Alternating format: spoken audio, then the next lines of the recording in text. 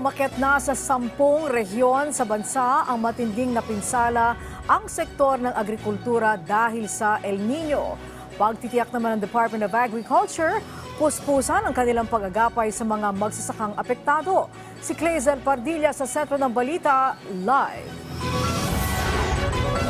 Angelique, pumalo na sa 2.63 billion pesos ang halaga ng pinsala sa agrikultura dulot ng epekto ng El Nino. Ayon sa Department of Agriculture, pinakaapektado ang mga palayan, maisan at ilang taniman ng gulay sa 10 rehiyon sa bansa, kabilang ang Mimaropa at Central Visayas. Hindi pa rin siya ganun kalaki in terms of total area kasi yung area natin na planted sa rice is almost 1 million hectares. Ito is only 10,000, so it's only about 1% yung totally damaged.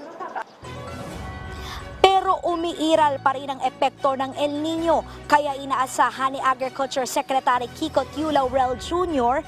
na posible pang lumaki ang pinsala sa agrikultura. Pataas pa yung to be honest, pataas pa yung, we are at the height of El Nino now. Hopefully by end of May, patapos na yan, pababa na. So, what we can do lang talaga is give whatever seeds and fertilizers we can give, no? And even other types of crops para i-plant nila na hindi nagre-require ng masyadong maraming tubig.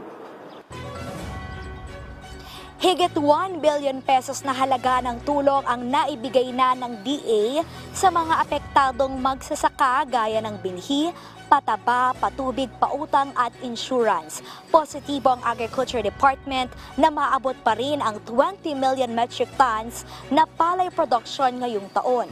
Batay sa Philippine Statistics Authority, bahagyang tumaas sa 4.8 million metric tons ang ani sa unang quarter ng 2024. Sa ngayon ay pinag-aaralan na itaas ang buying price ng NFA sa palay ng mga magsasaka para makabili ng mas maraming buffer stock ng bigas. Samantala, magpapatupad ng crackdown ang DA laban sa mga importer na ilang dekada na umanong iligal na nagpupuslitang imported na isda sa mga palengke.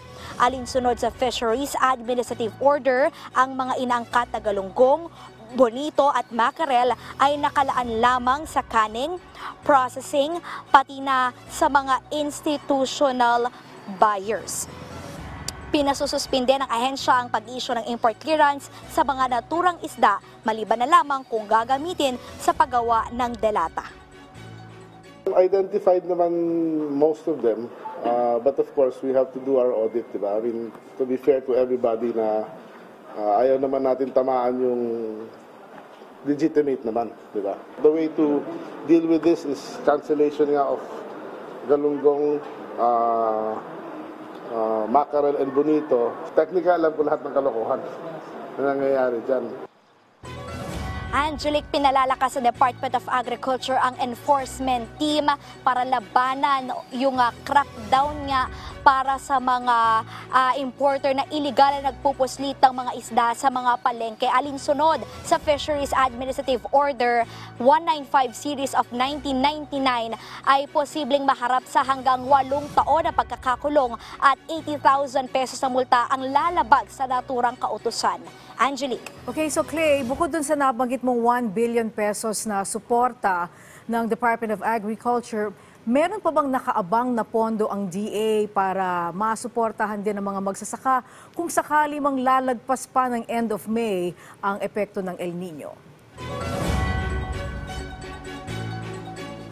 Yes, Angelique, bago pa man ideklara na nararamdaman na yung El Nino sa ating bansa, ay nakahanda na yung Department of Agriculture at may Quick Response Fund para sa ating mga magsasaka. At ito yung gagamitin ng Department of Agriculture para makapagpaabot pa ng tulong. At sinasabi nga rin ng National Irrigation Administration na hindi lamang dapat yung national government yung front line sa pagbibigay ng mga ayuda, pati dapat yung mga local government ay nasa harap at tinutugunan din yung mga pangangailangan ng mga kanilang constituent, yung mga magsasaka at mga mangingisda.